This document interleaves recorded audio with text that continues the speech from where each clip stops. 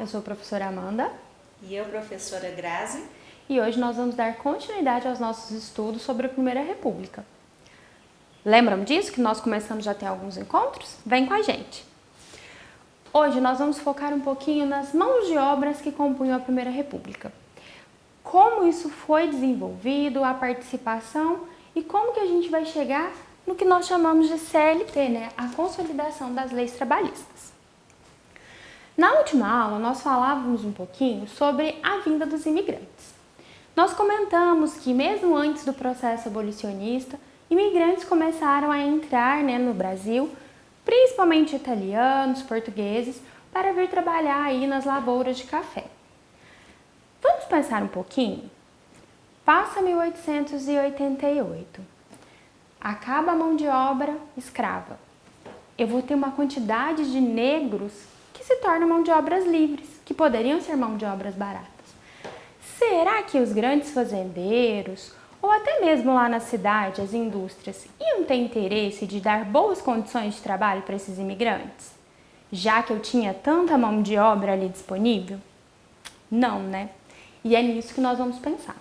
Nós falamos um pouquinho nas últimas aulas sobre o processo de urbanização, de modernização que ocorreu no Rio de Janeiro, mas não só no Rio, como em São Paulo e algumas outras capitais, acontecia um processo de industrialização brasileira, principalmente aí da indústria de bens não duráveis, a produção têxtil. E quem que trabalhava nessas indústrias? Trabalhavam homens, mulheres, crianças, e grande parte dessa mão de obra eram de imigrantes que tinham vindo da Europa. Estamos falando aí do começo da industrialização do Brasil, antes da gente começar a mexer com uma indústria com recursos minerais e uma indústria mais voltada para a exportação. O que é interessante a gente pensar nesse momento? Junto com esses imigrantes, vieram ideias que surgiram na Europa. Nós vimos que a Europa passou por um processo de revolução industrial e que lá eles começaram a reivindicar melhores condições, formaram seus sindicatos, fizeram seus protestos. E essas ideias sindicais, assim como o anarquismo, vão vir com os imigrantes para o Brasil. Como será que era a condição do brasileiro na indústria no começo do século XX? Não era muito diferente daquilo que aconteceu no século XVIII lá na Europa, lá na Inglaterra. Nós vamos ter cargas horárias extensas, com mais de 14 horas por dia, crianças trabalhando, mulheres trabalhando com longas jornadas, sem licença maternidade, trabalhando em horários noturnos, apresentando vários riscos para a mulher, entre outras condições. Mas, professora, por que falar disso tudo? Porque desde o momento em que eles se inserem enquanto mão de obra, eles não aceitam essas condições dadas e acabadas. E se eu não tenho uma lei onde vai reger essa mão de obra, uma lei trabalhista, cada indústria cria a sua regra. E não era muito diferente de uma servidão. Algumas indústrias faziam até castigos físicos com seus funcionários. E cada indústria elaborava a sua própria regra e norma para funcionamento dessa mão de obra. Diante disso, vários movimentos vão acontecer. Greves, comícios, folhetos, entre várias outras situações em que os trabalhadores vão se organizar e se movimentar em busca de novas formas de trabalho, de novas regras trabalhistas e de uma melhoria de condição de trabalho. Algo que marca muito é a greve geral que aconteceu no ano de 1917, ainda bem no começo do século XX. Essa greve geral, ela parou mais de 70 mil trabalhadores nos estados de São Paulo, Paraíba, Rio de Janeiro, Minas Gerais, Rio Grande do Sul, ou seja, ela conseguiu afetar o Brasil todo. E foi uma primeira tentativa de conseguir, de fato, uma lei trabalhista. Nesse processo, vários movimentos vão acontecendo, mas não se consolida uma lei que, de fato, organizasse e regesse esses trabalhadores. Pessoal, vocês viram que a professora Amanda, então, falou um pouquinho dos imigrantes, da vinda dele. E se a gente pensar nos imigrantes não só a nível nacional, mas também estadual e local, nós vamos ver a importância que eles vão ter na questão do comércio, do crescimento da economia, na questão cultural também. Aqui em Uberaba, por exemplo, a gente teve vários grupos que vieram de fora E eles contribuíram para, de certa forma, esse desenvolvimento comercial aqui na região. E a professora Amanda estava falando então da greve de 1917. Essa greve aqui, igual ela falou, muitos desses imigrantes eles já veio de um contexto diferente, de um contexto onde que a industrialização já tinha desenvolvido, em que os operários lutavam pelos seus direitos. E então eles vão trazer algumas ideias socialistas. E dentro dessas ideias nós vamos ter o anarquismo. O anarquismo ele pregava o quê? O boicote, a greve, igual a professora Amanda falou, a sindicalização desses operários, desses trabalhadores. E então em São Paulo, igual ela falou, em outras regiões, mas a gente vai citar a região de São Paulo, esses manifestantes vão começar o quê? A fazer greve, a ir para as ruas, a convocar seus direitos. E eles pediam pelo menos só uma coisa mínima, pessoal. Eles queriam seus direitos enquanto trabalhadores. E eles queriam que pelo menos 20% da quantia que eles recebessem aumentasse. Lembrando que não existia salário, hein? Era soldo. A gente já falou sobre isso em outras aulas. O soldo era uma quantia que eles recebiam. Ou seja, eles não tinham direito nenhum, eles não tinham garantia nenhuma. Se eles, por exemplo, estivessem lá e estragassem uma máquina, eles iam ser punidos, igual a professora falou. Se uma criança fosse mexer lá, porque criança, mulheres também trabalhavam nas fábricas aqui no Brasil, elas iam ser também punidas por conta dessas questões. Então, essa situação aqui, de certa forma, vai motivar lá na frente aquela criação das leis trabalhistas. O que eu quero que vocês pensem aí? A carteira de trabalho, os direitos trabalhistas que foram surgindo, não foi do nada, pessoal. Olha para vocês verem, é uma luta que vem vindo e vai se arrastando até chegar ali quando Vargas assume o poder. Então isso é bom vocês pensarem, né? Para a gente perceber que o trabalhador ele lutou e reivindicou pelos seus direitos. Voltando aqui, então, no movimento operário, muitos desses industriais ou empresários, eles não cumpriram aquilo que eles tinham decidido ali, que era aumentar um pouquinho da quantia e não punir os grevistas. Então, essa situação vai gerar o quê? Mais descontentamento ainda. E aí, vamos falar de outro grupo também? Olha aqui, os índios.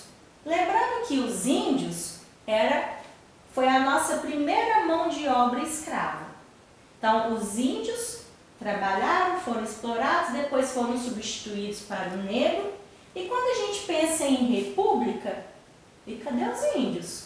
O que aconteceu com eles? Porque pouco se fala, principalmente até mesmo nos livros, muita pouca coisa se fala sobre essa inserção e exclusão do índio durante a república.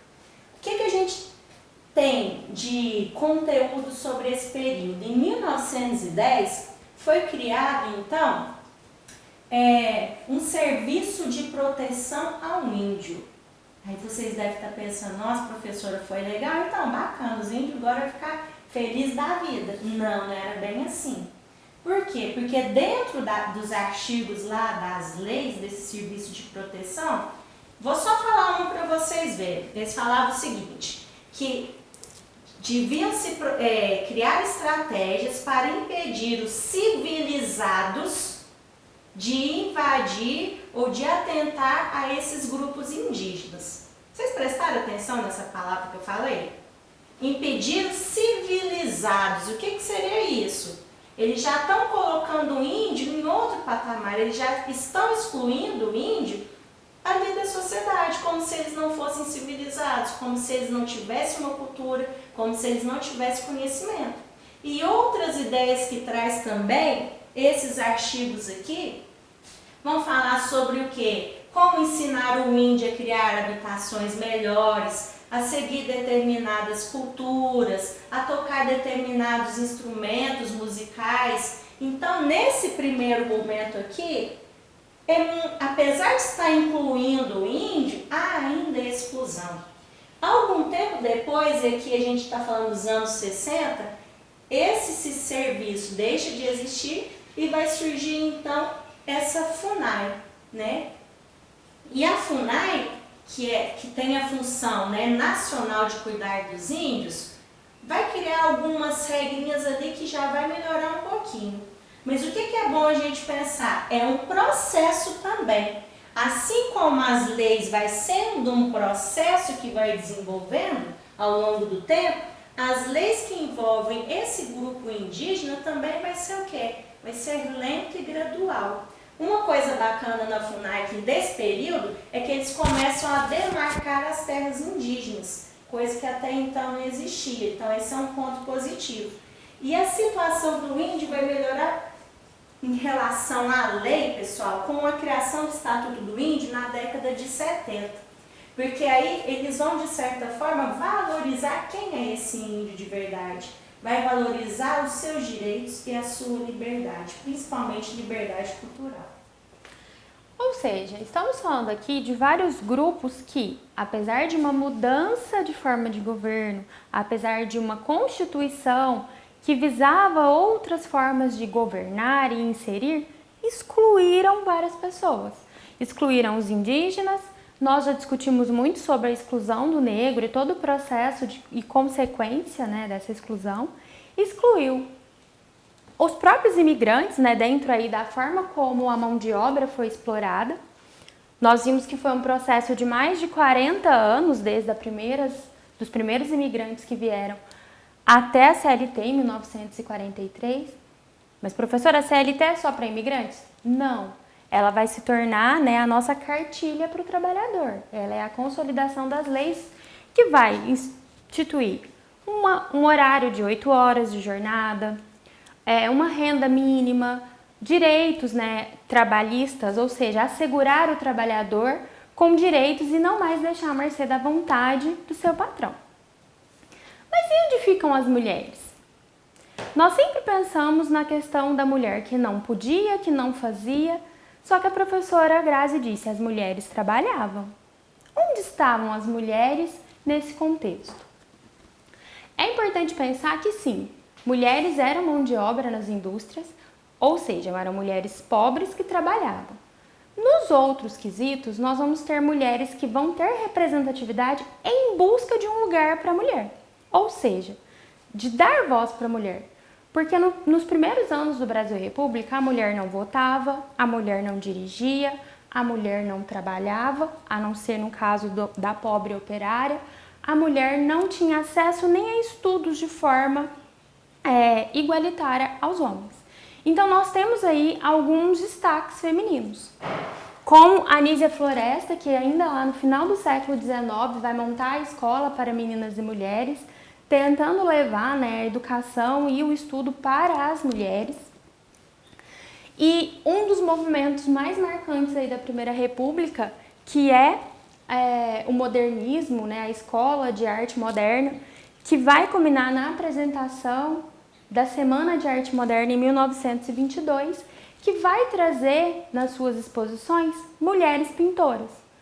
Professora, e daí? Não era comum que mulheres ocupassem esse espaço e principalmente levando o tipo de arte que aquelas mulheres levavam. O modernismo ele foi influenciado pela arte de vanguarda que ocorria lá na Europa, onde eles buscavam desconstruir aquela arte bela, perfeita, que só apresentava o bonito que se espera da arte. Então nós vamos ver artistas como a Anita Malfatti, que vai pintar de forma expressionista, ou seja, tirando aquela perfeição do traço e que chocou muito na época, por ser uma mulher que vinha de uma classe baixa da sociedade, que nunca dependeu de um homem para sustentá-la, que vai expor numa semana de arte moderna e que vai levar uma arte ousada. Monteiro Lobato disse que ela não deveria ter feito aquilo na época, pois ela pintou até mesmo o nu, que para a época era algo muito ousado. Outro grande nome dentro do movimento modernista é a Tarsila do Amaral, que é um dos quadros mais famosos dela é o Abapuru. E por que Tarsila é tão marcante? Porque Tarsila vai olhar para o operário, Tarsila vai pintar aquilo que não era tão belo na sociedade, ou seja, a nossa diversidade que tentaram esconder no processo de modernização, a mão de obra operária explorada e não romantizada como alguns pintores faziam, tentando dar voz à mulher e aquelas pessoas que haviam sido excluídas. Tanto que até mesmo a questão dos indígenas e dos negros vão aparecer nas obras de Tarsila. Nessa mesma década, no mesmo ano de 1922, a gente tem a criação da Federação Brasileira do Progresso Feminino pela Bete Luz. E o que ela buscava? A ideia da igualdade de direito feminino. O direito ao voto, porque as mulheres só vão poder votar 10 anos depois, na década de 30, de 1930. O direito à mulher ocupar lugares na política e na sociedade que até então eram restritos. Pessoal, percebe? A gente já está repetindo isso em algumas aulas. Então, nós temos alguns grupos excluídos que lutam, então, pela sua inclusão no período agora que era a República. Espero que vocês continuem seguindo a gente, seguindo as nossas aulas. Nos vemos no nosso próximo encontro e fica aí a reflexão, né? Que nenhum direito é adquirido e nenhum lugar é adquirido se não houver movimento, se não houver luta e se não houver uma ressignificação desses lugares ocupados.